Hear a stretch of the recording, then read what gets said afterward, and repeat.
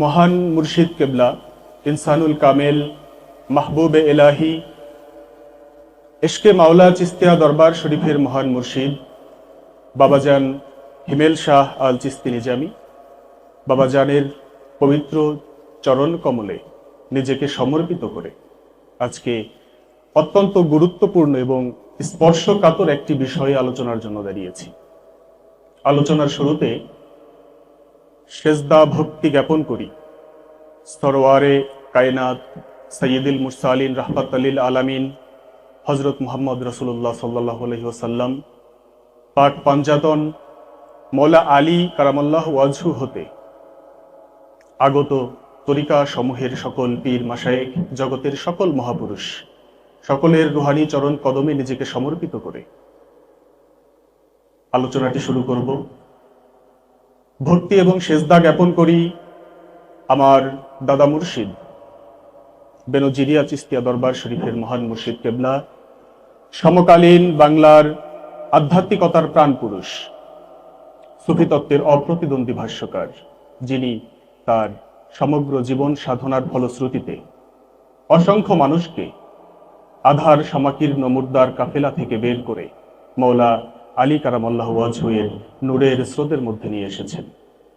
আমার দাদাজান হযরত খাজা কাজী বেনজির হক চিশতি দাদাজানের চরণ কমলে ভক্তি এবং সেজদা জ্ঞাপন করি।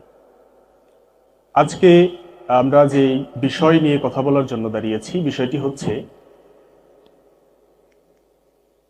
অত্যন্ত গুরুত্বপূর্ণ এবং স্পর্শকাতর একটি বিষয়, তরিকতের মুখ্য একটি বিষয়, যে বিষয় নিয়ে খুব কম আলোচনা হয়েছে।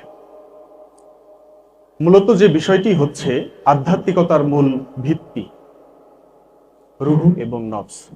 বিষয়টি নিয়ে ইদানিং আমরা বেশ বাক বিতণ্ডা লক্ষ্য করছি, যদিও এই বাক বিতণ্ডার সূত্রপাত বহু আগে।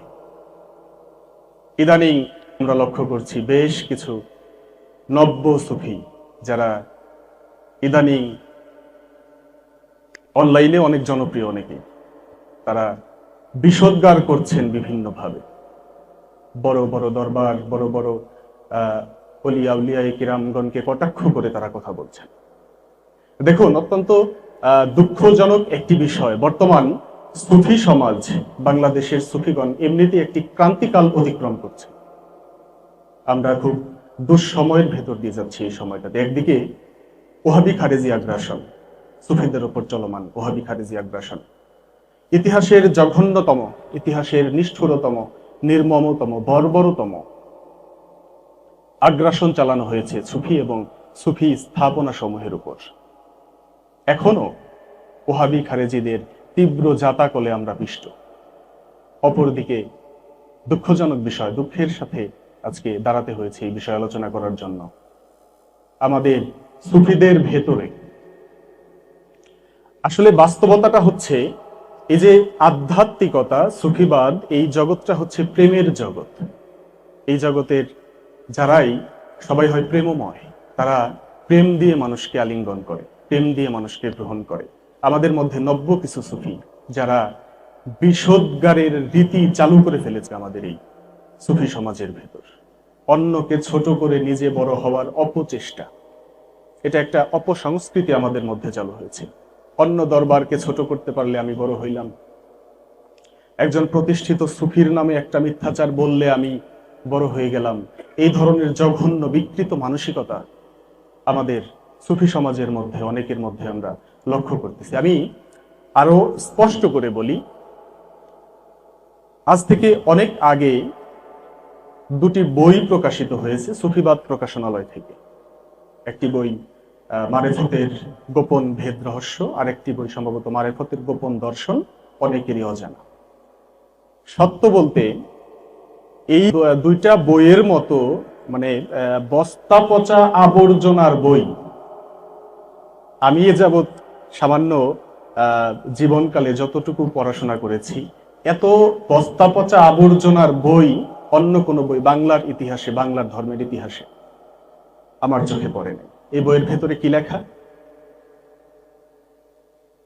বইয়ের ভেতরে আসলে বই ব্যাপী আপনারা ওই যে হাটে বাজারে মলম বিক্রি করতে দেখেন না, তারা যেভাবে মলম বিক্রি করার অ্যাডভার্টাইজিং করে, ঠিক সেরকম কিছু কথা লেখা। কিরকম? লেখকরা সেখানে, অনেকজন লেখক বইটার ভিতরে, একজন না অনেকজন লেখক, একটা প্রতিষ্ঠিত দরবার, সেই দরবারের পীর মাশায়েখগণ, তাদের ভক্তগণ, তারা সবাই মিলে বই দুটো লিখেছে। বইয়ের ভিতরে লেখা একমাত্র তাদের কাছেই নাকি রুহু নফস সম্পর্কে সত্য আছে, অন্য বাংলাদেশ বা অন্যান্য কোনো অলিরা রুহু নফস বিষয়ে সত্য প্রকাশ করে নাই। সেই বইয়ের ভেতরে লেখা, আপনি যদি সত্য পাইতে চান, আপনাকে আপনার পীর পরিত্যাগ করে তাদের বাবার কাছে যেয়ে মুরিদ হইতে হবে। সেই বইয়ের ভেতরে লেখা এইরকম অসংখ্য অসঙ্গতিপূর্ণ অশালীন বিষয় অন্যদের নিয়ে বিষোদ্গার করা। আমি কিছু উদাহরণ দিই। বইয়ের ভেতরে লেখক একটা জায়গায় লিখতেছেন যে ফরিদপুরের আয়নাল বয়াতি, তিনি ওফাত নিয়েছেন কিছুদিন আগে, আয়নাল বয়াতিকে নিয়ে একটা অধ্যায়ে কয়েক জায়গাতে সেই বইয়ের ভেতরে লেখা যে আয়নাল বয়াতি নাকি শেষ বয়সে তাদের দরবারে গিয়েছিলেন।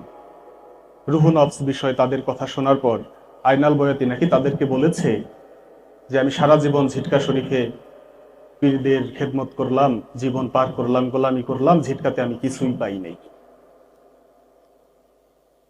অথচ যখন এই আয়নাল বয়াতির কাছে আমরা গেলাম এই কথার সত্যতা জানার জন্য, আয়নাল বয়াতি অত্যন্ত দুঃখের সঙ্গে আমাদেরকে জানাইলেন এটা একেবারে আজগুবি কথা, মিথ্যা কথা, কোনো সত্যতা নেই। তিনি জাহাঙ্গীর সুরেশ্বরীর দরবারে, জাহাঙ্গীর সাহেবের দরবারে কোনোদিন জানি নাই।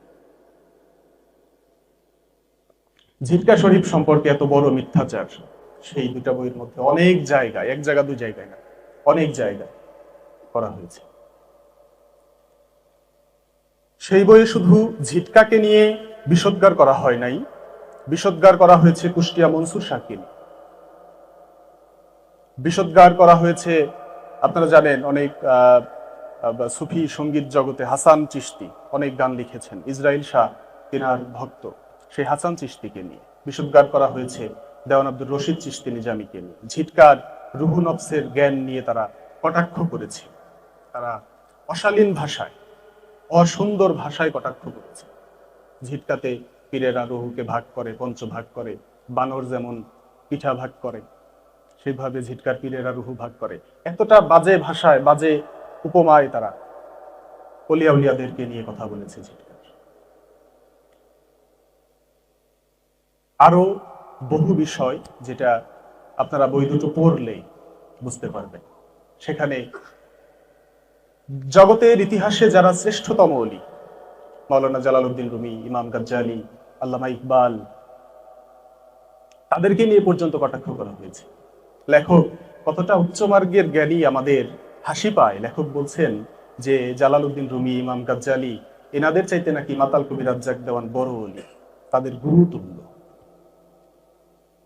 আমি মাতাল কবি রাজ্জাক দেওয়ানকে ছোট করতেছি না, কিন্তু এই উপমার মাধ্যমে তিনি নিজেই কি রাজ্জাক দেওয়ানকে ছোট করলেন না? যখন বলা হয় রুমির চাইতে, ইমাম গাজ্জালির চাইতে রাজ্জাক দেওয়ান তাদের গুরুর তুল্য। এরকম বহু বিষয় নিয়ে বিষোদ্গার এবং কটাক্ষে পূর্ণ সেই বই দুটো।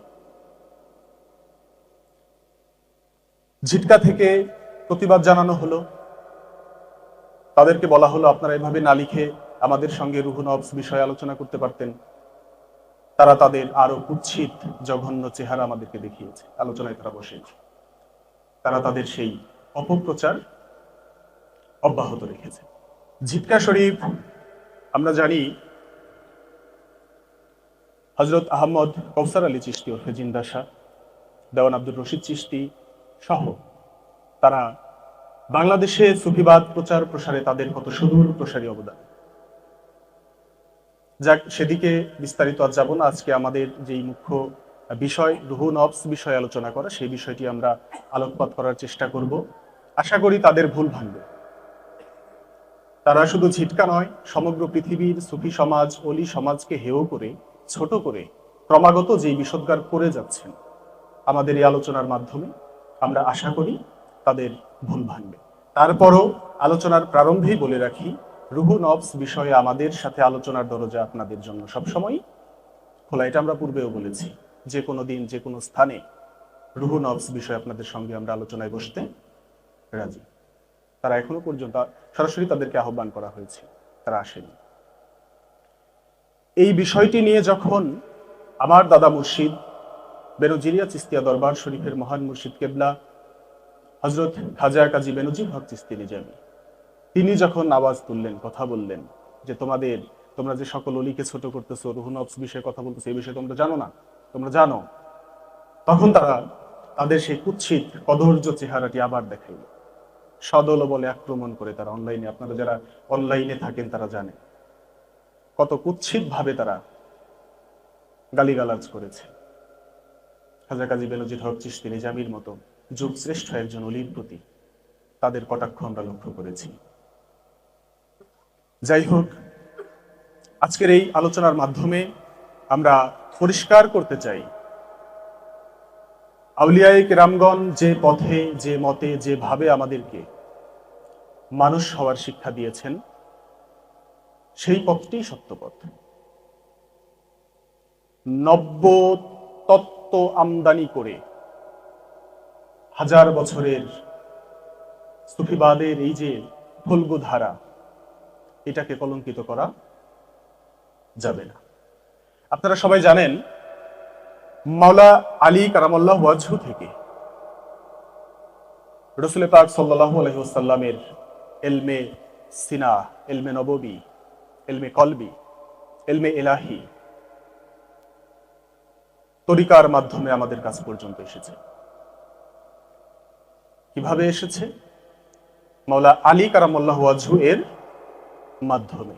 রাসূল পাক সাল্লাল্লাহু আলাইহি ওয়াসাল্লাম সরাসরি বলেছেন, মাওলা আলী হচ্ছে জ্ঞান নগরীর দরজা। মাওলা আলী হচ্ছেন এই যে দিনে মুহাম্মদীর গুপ্ত তত্ত্বের ফল্গু ধারা, এই ধারা প্রবাহের একমাত্র দরজা হচ্ছে মাওলা আলী। আপনি যদি অনেক বড় গবেষক হয়ে অনেক গবেষণা করে অন্য আরেকটি দরজা আবিষ্কার করে ফেলেন, সেটাতে আপনার হঠকারিতাই প্রমাণ হয়, জ্ঞান প্রমাণ হয়।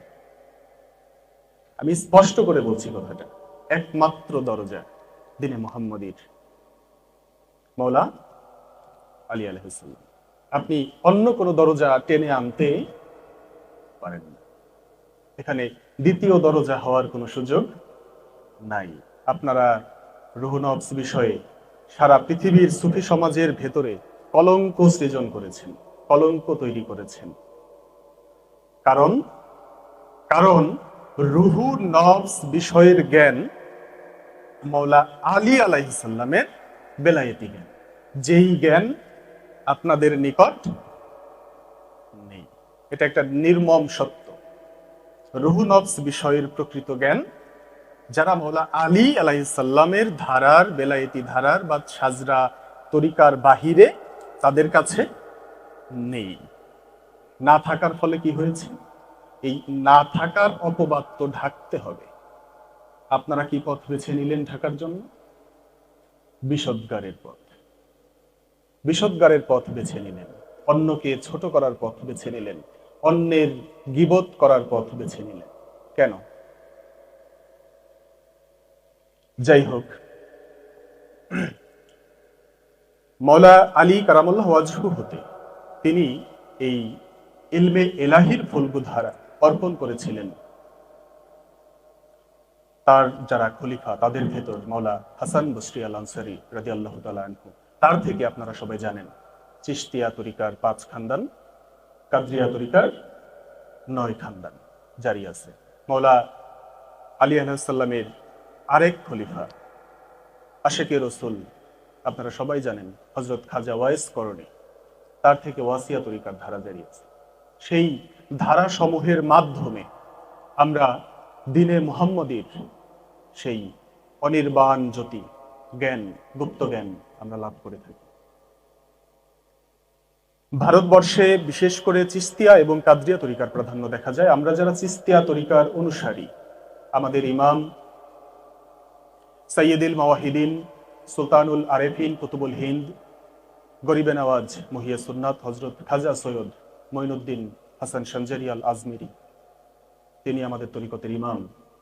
তিনি আমাদের জন্য, চিস্তিয়া তরিকার অনুসারীদের জন্য এই ইলমে নববীকে সুসংহত করে, সুসংবদ্ধ করে আমাদের জন্য, চিস্তিয়া তরিকার অনুসারীদের জন্য রেখে গেছেন। তিনি খামসা আনাসের তালিম, পাক পাঞ্জাতনের তালিম যেটাকে বলা যায়, পাক পাঞ্জাতনের হাকিকত জ্ঞান। আমি একটি কথা বলে রাখতে চাই, আপনি যত বড় জ্ঞানী হন, যত বড় গবেষক হন, আপনার অনেক দরবার, জৌলুসের দরবার, রাজকীয় দরবার, অনেক ভক্ত, কিন্তু পাক পাঞ্জাতনের হাকিকত আপনি জানেন না, আমি এক কথায় বলে দিব, আপনি পীর হওয়ার যোগ্য নন।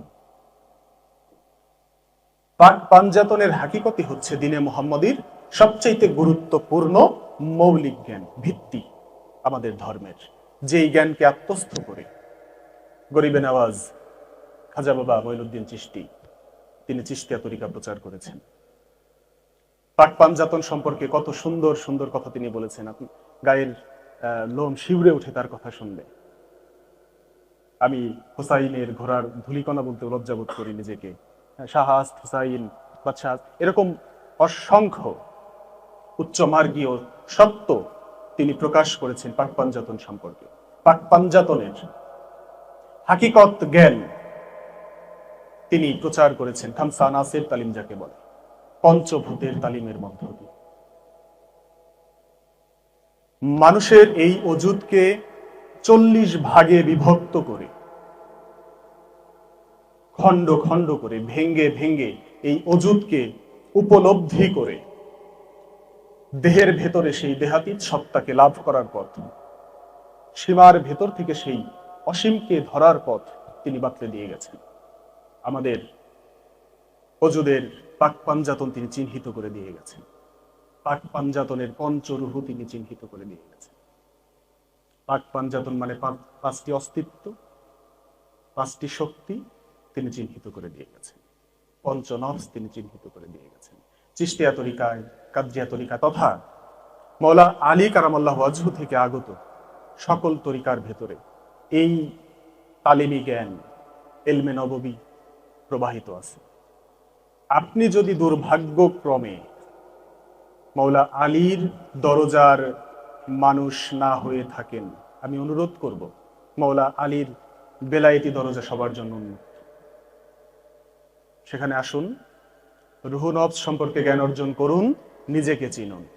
অযথা বিষোদ্গারের সংস্কৃতিকে পরিহার করুন। অবাক করার মতো একটি বিষয়, যখন একজন পীর নিজে বলে যে জগতে আমার চাইতে বড় পীর আর কেউ নেই। এই মানে একজন সামান্য জ্ঞানী মানুষও বুঝতে পারে সেই মানুষের, যখন কেউ বলে আমার চাইতে বড় পীর জগতে আর কেউ নেই। আমরা এই বাহারি কথা, এই তেলেসমাতি কথা আমরা তাদের কাছ থেকে পেয়েছি, তাদের লিখিত বইয়ে। আপনি আপনার পীর ছেড়ে দিয়ে আমার কাছে এসে মুরিদ হন, বা আমার বাবার কাছে এসে মুরিদ হন, এই আহ্বান যদি আপনাকে কেউ করে, তাকে আপনি কি বলবেন? আপনাকে যদি আমি বলি আপনি আপনার পীর ছেড়ে দিয়ে আমার পীরের কাছে এসে মুরিদ হন, আপনি আমাকে কি বলবেন? ঈমান হরণকারী, তাই তো? অখণ্ড জগতের সত্য জ্ঞান যদি তাদের অর্জিত হইতো, তারা যদি জানতো, অখণ্ড কালের সত্য জ্ঞান যদি তারা জানতো, তাদের উপলব্ধিতে আসতো জগতে গুরু একজন, সেই এক গুরু, জগৎ গুরু, সকল গুরুর অলক্ষ্যে বসে, সকল গুরুর মাধ্যমে মানুষকে হেদায়েত করে, মানুষকে পথ দেখায়। এই অখণ্ড কালের জ্ঞান নাই বিধায় আপনারা অন্য দরবারের অন্য মুরিদদেরকে আহ্বান করছেন আপনার কাছে যাইতে।